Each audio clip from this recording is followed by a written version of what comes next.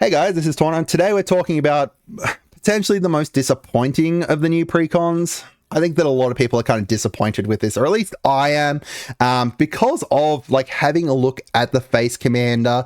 Was like the face commander seemed really, really interesting when it was first revealed, but then beyond that, once they actually revealed the deck, I'm a little bit kind of disappointed in a bit of it. So this is the Graveyard Overdrive deck. So this is a Jund deck built around your graveyard matters and not necessarily always resurrecting stuff, but having decent stuff within your graveyard, right? And kind of making use of that. The main way to obviously make use of that is with the Lagoif cards, and Dissa is one that matters about those. So she's the face commander here, but honestly, I don't think that she's going to be the best commander for it. So when her whole thing is whenever a Lagoif permanent card is put into your graveyard from anywhere other than the battlefield, put it in onto the battlefield. So if you mill a Lagoif card, or you've discarded it, or anything, then it's going to go straight from the graveyard back onto the battlefield. That's very nice. The second part here is whenever one or more creatures you control deal combat damage to a player, create a taunacg token.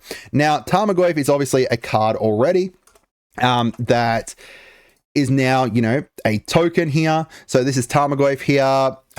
Its power is equal to the number of card types among cards in a graveyard, and its toughness is equal to that +1. Just a classic kind of Lagoif that all of, they all are kind of based off a very similar kind of thing. So, this is a decent kind of card, right? So creating those tokens is going to be good. And that secondary part of her ability is probably going to be the part that you're most caring about, with at least an untouched precon, right? The second part is going to be the more important part, because that's how you're going to be getting a whole bunch of taunacgs out. You're going to be flooding the board, creating a whole bunch of them if you go and deal combat damage to multiple players at once. The top part is not all that important. There is only seven Lagoif cards within this deck. Then you need to make sure that you mill them. They don't go onto the battlefield and get destroyed or anything like that, because if you do that, then they're not going to return. Mill or discard them or whatever, but you can't just have them on the battlefield and they die. So the secondary part of her ability is going to be the more important part. However, I do think that the secondary commander is better. Corum, the Undertaker. So he's the secondary commander, obviously.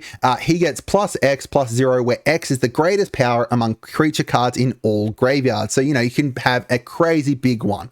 He is also going to make it so each player mills cards. And then during each of your turns, you can play a land and cast a spell from among cards in graveyards that were put from libraries this turn. So you can cast other people's lands. You can play other people's lands, and you can cast spells from other people.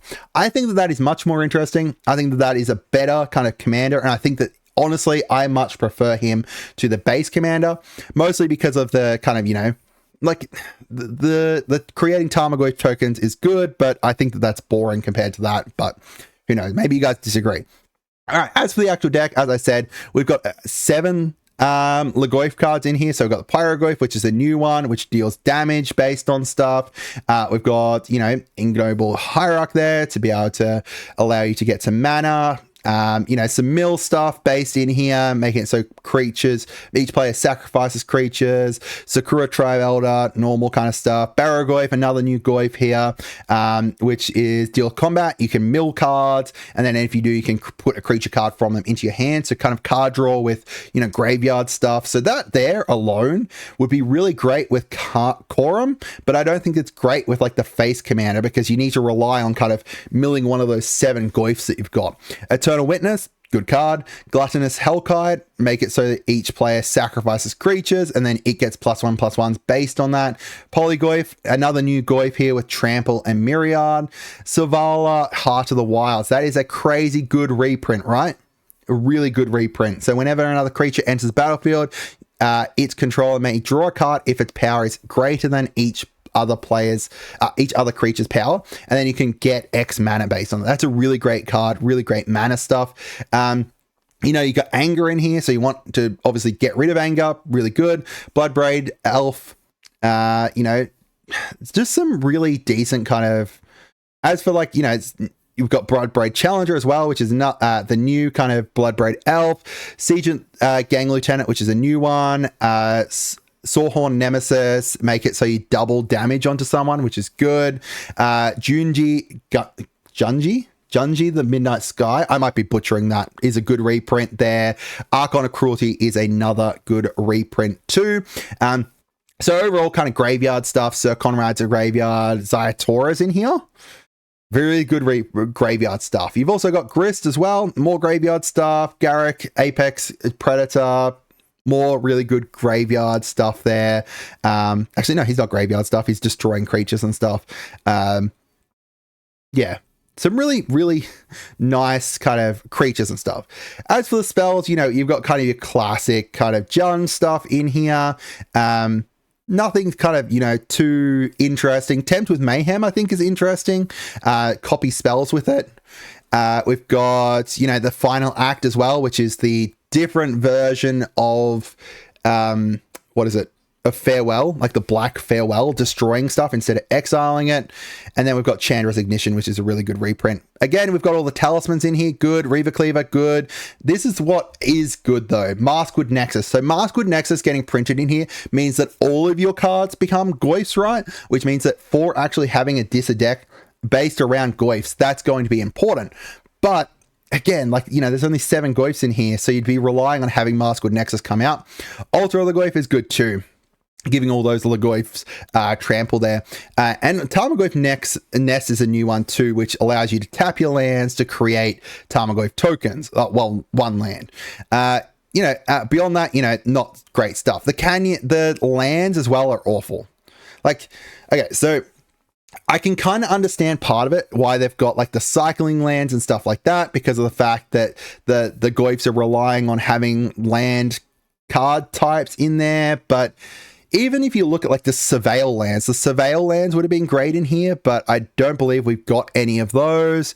So many tap lands, like there are just so many tap lands or cycling lands in here that I'm a little bit disappointed. It's got the Twisted Landscape. That's a good one. Like more like tutor lands or fetch lands would have been good in here, but like, why does it need all of the cycling lands?